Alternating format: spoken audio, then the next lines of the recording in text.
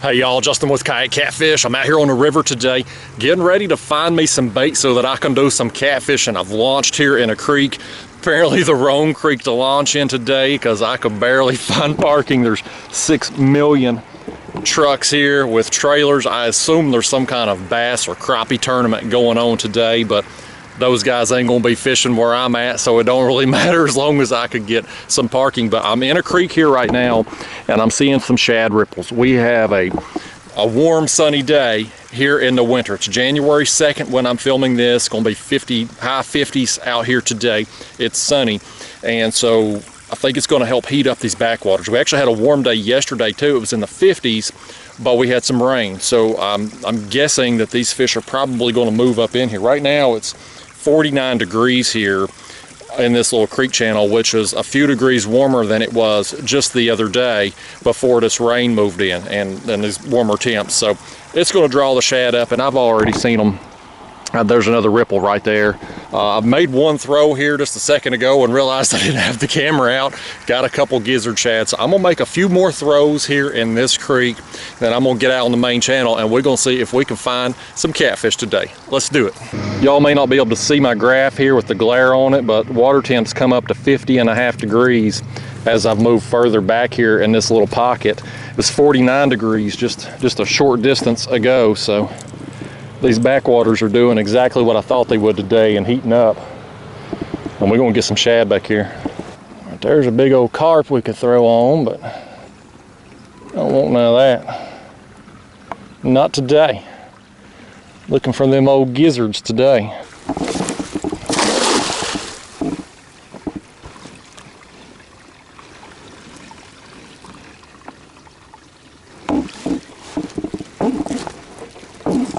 Something in here. Oh yeah, got a lot of shad in that throw. I hear them flopping all over down there. I'll get the camera switched around here in just a second. I think they're all small though. Yep, that's a bunch of small shad. I'm gonna go ahead and throw them in my live well, and we'll use them at some point today. All right. Well, it looks like I accidentally pulled up a little turtle there with the net too. We're gonna let him go. I'm pretty sure he's just alive, but just cold and dormant. We'll send him back down. Poor little feller. He went on a ride he wasn't expecting today. All right, let's get back over here and keep working our way along this bank. Make a few more throws. See if we can find something bigger than them old shad. We'll put them on the hook live, but I'd like to have something really big that we could cut up. I'll still probably use some smaller baits today just because water temps out in the main channel is going to be probably around 46, I'm guessing. That's what it was the other day. The rain and sun will heat up these backwaters, but not so much out there in the main channel where we're going to be fishing today.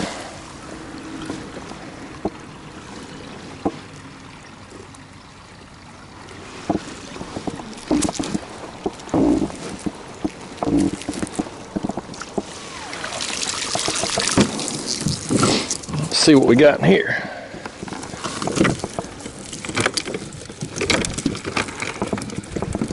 All right, got a few. Y'all, won't you look at this? I pulled up another daggone turtle. That's a slider there. Send him back down. Things must be just on bottom, hunkered down for winter. Get rid of these old bluegill and shell cracker. Ain't supposed to be keeping them when you get them in a cast net. Not here in East Tennessee anyway. You can keep your rough fish, your shad and your drum and carp and things like that, but you can't keep things like bluegill or crappie or bass. Even if they meet the size requirements, it's still not legal to keep them. Got to throw them back. So I know a lot of people don't, but that's a risk they're willing to take, not me. I do have my ultralight rod with me. I could fish for them here. If we get on some crappie or something, I'll throw.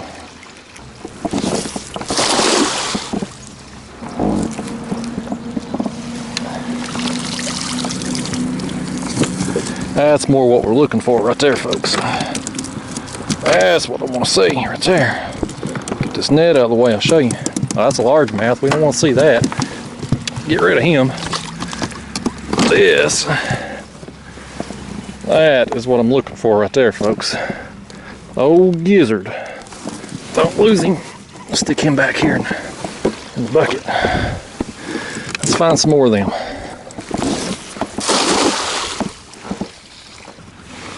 There's another.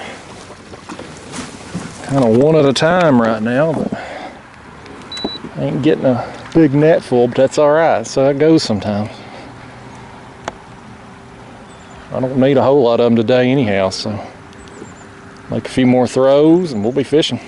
Well, it took me about 30 minutes and quite a few throws, but I've got enough shad for a day of fishing. It was kind of one of these days where not getting a net full on any throw. You get 1 or 2 here, 3 or 4 there, but I've got my bucket here loaded down. I've got my, I'm keeping them alive here in this bucket because I've got this pump over here in the water. And so that's constantly bringing in fresh water here. There's a little outflow here beside it. So that's allowing me to pack that thing full of shad more than I could and normally in a tank that size, and yet still keep them alive just because it's constantly pumping that fresh water in, oxygenating, keeping the ammonia from building up in there as they shed their slime and scales, etc. But anyway, I'm out here on the river now getting ready to set up to do some catfishing. I am anchored down right above a deep hole. Now where our water level is at right now for winter drawdown, I'm setting at 43 feet, and then that hole up here in front of me is going to drop down. I didn't go down to see the exact depth, but it should be somewhere around 50, 51, 52 feet deep. And so I'm going to cast these baits down kind of on the top edge of that hole, maybe down into that hole, and try to take advantage of some fish that are probably just down in there, hunkered down. And as the day goes on and the water heats up and they become active, come out of that hole, and my baits are going to be sitting there waiting on them. So I'm going to get these shad cut up here and put on the hook. I'm going to use a combination of live and cut actually, and we'll see if we can catch us a whisker fish today. All right, there's going to be the baits I start out with. A gizzard shad head. Right here's a body section, and then I'm going to take a shad about that size live and put on the third rod over here.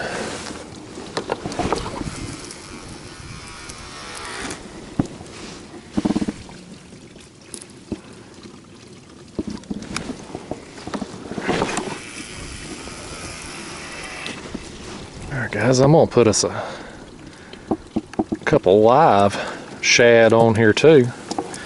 On my jigs, I put me a sinker here above my leader on my jigs. I brought this with me in case I got on some skipjack out there while I was throwing the cast net. So I'm just gonna tip these jigs with some of those smaller shad that I got, making a Carolina rig out of it, and we're gonna drop it. I got my other lines cast down into that hole. I'm just going to drop this one down and suspend it under the kayak. Well, suspend it as best I can anyway with the amount of flow we have out here. It's going to be at a slight angle, but it'll be all right. We'll work around it if we have to land another fish. All right, let's see if we can get something on the light tackle today. Look right here, y'all. Look right here, this rod with the live bait. Yep. One with the live bait. Well, that feels like a pretty good fish too. That may not be a bad fish right there, y'all. Didn't really feel like a hard jolt, just like steady pressure. Just kind of looked up and my rod tip's just going over. But that was on a live shad. Maybe 4 or 5 inch gizzard. I got some gizzards in that 8-9 inch range, but where I'm at here, water temp's 46, and I kind of tend to do better on smaller baits in the winter. So I thought I'll start with that. Maybe throw on a bigger bait at some point here in the morning. Or afternoon, I guess I should say. It's probably about noon by now. I let it warm up a little bit before I got out here today. Ain't much on the cold weather. Should be getting close to him here now, y'all. Let's see if we can get him up here and get a look at him.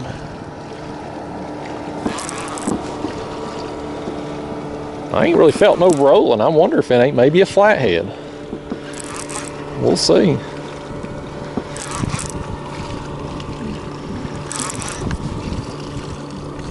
Never no telling around here. Nope, it's a blue. Oh, blue cat. We'll take it, man. It's a decent start to the day. Oh, this other rod over here is getting hit, y'all. That gizzard shad head up there. I was getting my other camera set up. I think he may. It's gonna pick up on him. Yeah, he's got it too. We got a double here, y'all. I got the other one in the floor of the kayak. I was trying to get my other camera set up. The way I'm fishing today, I'm in my Old Town kayak and I've got my rods. I'm using a physical anchor instead of the spot lock, because that spot lock noise when I'm anchored down long periods of time, it just drives me insane. I just didn't like it like I thought I would. So I've got my regular anchor out and I've got my baits cast out in front of me here, and so where I would normally have my front camera mounted, there's a rod right there. So I'm gonna have to jimmy rig me something together here for my front camera. Which, not that most people like that front camera view anyway. I mostly just use it anymore for holding up the fish and showing it off. Most people seem to like this chest cam. Although today I got the sun behind me. I don't know how good I'm gonna... Oh crap, that's a channel cat. I was trying to say I don't know how good a footage I'm gonna get with the shadow over me here. Well folks, we definitely don't want to see this right here. And this old ugly channel cat. Let's leave him set in a second. Maybe he'll work himself free. And we'll get this other camera going here and get this blue. We'll get him back in the water. All right guys, there he is. What you can see of him anyway. I know the sun's behind me. There's a shadow on the fish there. About the best I can do right now with the way the sun is in the sky. I know that camera, it's a little bit closer to me than usual too, just because I got that other rod up there in the way of it, but we're gonna make it work out here today, by gosh. Heck, that camera view right there might be better than the other one anyway, who knows. We'll see later, I guess, when I get home and review the footage. But there he is. He ate that live gizzard shad. So we'll send him home. We'll land this one over here now, this old danged old channel cat. Y'all know I hate these things. Some of yous up north, some of yous up there up north have got channel cats the size that are worth catching. Around here where I live, this one here, he's got caught in the eyeball. He didn't even get hooked in the mouth. Around here, our channel cats just don't get as big as what some of you guys up north get. I mean, this right here is a pretty common size channel cat here. I don't get them much bigger than that ever around here, so I kind of just look at them as bait stealers. I'd rather them leave my baits alone and let them be for when a big blue or big flathead comes along. But anyway, we'll call him half the double there, and I'm gonna rebait here. That fish threw my bait off, and the other one did too. That other one had the bait right here. I thought we was gonna get it back, and he was flopping around and flung it. So we'll get my net here and see if we can't get us some more shad out here. All right, let's cut us another shad head up there. We'll toss it out on this rod, and then we'll get us another live bait for the other one. There we go, old shad head. I'm just tossing it out there, and I'm kind of, staggering my lines, but we got enough flow today that everything's going to kind of get brought together here in front of me. And that's fine. Because what I'm just trying to do was put them kind of in the top of that hole there in the upper half of it. Just get that scent going down through there. Let them fish pick up on it, and as they become active or as they work their way up this ledge, well, there's my bait waiting on them. All right, let's get us another gizzard here. Let's get that one right there. Which one? Let's get this one. This looks like a winner here.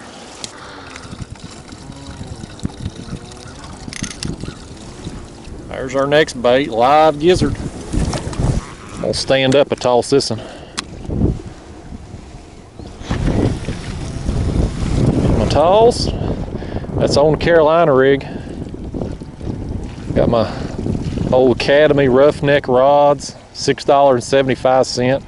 Daiwa Seagate SGT 35 reels, 40-pound Trilene big game line, 80-pound leaders, and 10-aught Mustad Demon Circle hooks. That's the setup, y'all. Look at this middle rod right here getting hit. See, it's got weight on it. Let's pick up on it. Yep, he's on there. That is on the gizzard shad body section, and that too, folks, feels like a little better fish. You know, part of today, what I'm feeling is probably the current. The current flow is going to make all these fish feel a little bigger than they are. But hey, as long as it feels good, keep doing it, right? Let the perverts have their way with that one. Yeah, y'all, that's three bites here. Bam, bam, bam. So we're getting some fish getting active. I thought I might spend part of the day up in the next creek above me here, next creek mouth. The creek I launched in, there's a boat ramp. So you can't really set up there, especially with the number of boats that's going to be coming in today from that tournament. But the one here right above where I'm anchored down at, I thought I might hit, but there's a bunch of bank fishermen down there, so I don't know. I don't want to get in their way, so I don't know if I'll hit that spot or not.